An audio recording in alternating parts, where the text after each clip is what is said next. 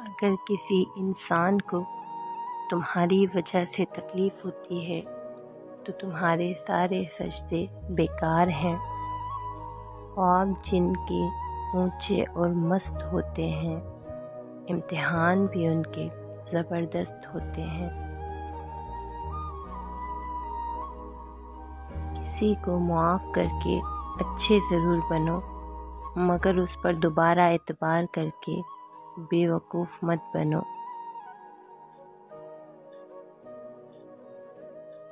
जो लोग दूसरों की खुशी में खुश होते हैं, उनकी खुशियों में कभी कमी नहीं आती। मेहनत इतनी खामोशी से करो कि कामयाबी शोर मचा दे।